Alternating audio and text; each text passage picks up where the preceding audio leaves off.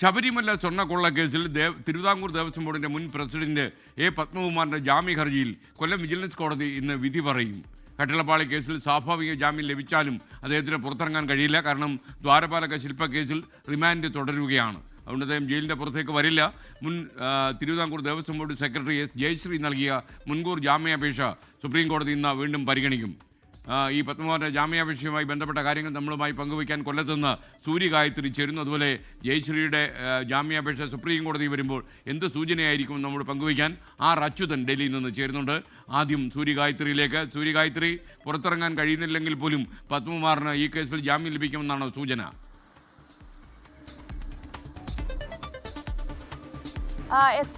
November 20-നാണ് കട്ടിളപ്പാളി കേസിൽ പത്മകുമാർ അറസ്റ്റിലാകുന്നത്. പിന്നാലെ ദ്വാരപാലക ശില്പ കേസിലും അറസ്റ്റ് രേഖപ്പെടുത്തുകയായിരുന്നു. കട്ടിളപ്പാളി കേസിൽ ഇപ്പോൾ ഈ സ്വാഭാവികമായിട്ടുള്ള 90 ദിവസത്തെ റിമാൻഡ് കാലാവധി പത്മകുമാർ പൂർത്തിയാക്കി കഴിഞ്ഞു. പിന്നാലെയാണ് കൊല്ലം വിജിലൻസ് കോടതിയിൽ ജാമ്യാപേക്ഷ നൽകിയിട്ടുണ്ടായിരുന്നത്. നേരത്തെ എൻ വാസുവിന് ഉൾപ്പെടെ ഉണ്ണികൃഷ്ണൻ പോറ്റിക്ക് ഉൾപ്പെടെ സ്വാഭാവിക ജാമ്യം അനുവദിച്ച് നൽകുന്ന അതേ സാഹചര്യമാണുള്ളത്. SIT ഇതുവരെയും ഇടക്കാല റിപ്പോർട്ട് സമർപ്പിക്കാത്ത സാഹചര്യമുണ്ട്.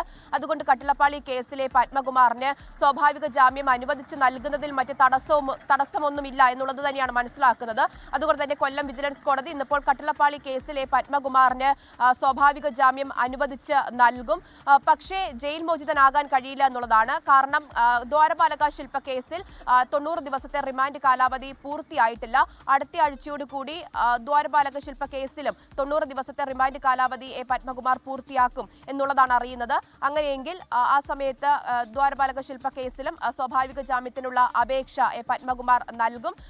അങ്ങനെ വരുമ്പോൾ പത്മകുമാറും പുറത്തേക്ക് ഉടൻ തന്നെ വരും എന്നുള്ളത് തന്നെയാണ് നമ്മൾ മനസ്സിലാക്കുന്നത്. എന്തായാലും മുൻ ദേവസ്വം ബോർഡ് അംഗങ്ങൾ ഉൾപ്പെടെ പത്മകുമാറിനെതിരെ മൊഴി നൽകിയിട്ടുണ്ടായിരുന്നു.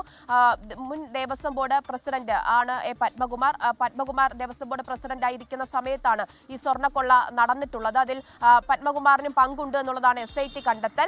പക്ഷേ ഇടക്കാല റിപ്പോർട്ട് SIT ഇതുവരെയും സമർപ്പിച്ചിട്ടില്ല. അതുകൊണ്ട് തന്നെയാണ് സ്വാഭാവിക ജാമ്യാപേക്ഷ അത് പരിഗണിക്കപ്പെടും എന്നുള്ള കാര്യമുള്ളത്.